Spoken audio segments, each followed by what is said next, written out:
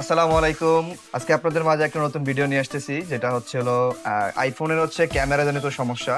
IPhone 12 pro max, 12 pro, 13 pro, 13 pro max এবং 14 pro. Basically আগে সমস্যা ছিল আইফোন 13 প্রো ম্যাক্সে। আপডেট ইস্যুতে হচ্ছে হলো display white screen, green screen হতো, তো ওইটার সমাধান ছিল। আর এখন হচ্ছে বেসিক্যালি প্রবলেম দেখা যাচ্ছে বেশি, যেটা আইফোনের আপডেট ইস্যুতে বা নর্মাল ইস্যুতে বা যে কোনো ইস্যুতেই মানে অটোমেটিকলি ক্যামেরা নষ্ট হয়ে যাচ্ছে। আইফোনের একটা বিশেষত্ব হচ্ছে ক্যামেরা দর্শন যদি ভালো না থাকে তাহলে কিন্তু আসলে আইফোন ইউজ করে মজা নাই। যেমন আইফোন আমাদের কাছে আজকে অনেকগুলোই ফোন আসছে, যেগুলো ফোন হচ্ছে সবগুলোতে ক্যামেরাতে problem. IPhone 12 pro max, 12 pro, 13 pro max, 13 pro এবং 14 প্রো। আমি যদি আপনাদেরকে দেখাই, অলরেডি একটা কাজ শুরু করছি আমরা, তো আপনাদেরকে জাস্ট একটু দেখানোর জন্য আর কি ভিডিওটা করতেছি।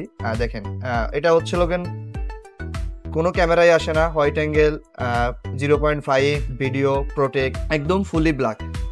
তো এটার সমাধানটা হচ্ছিল, সবাই জানে ক্যামেরা চেঞ্জ। আসলে ক্যামেরা চেঞ্জ ছাড়া এটা সমাধান করে দিতে পারবো একদম মাত্র 5 মিনিটেই।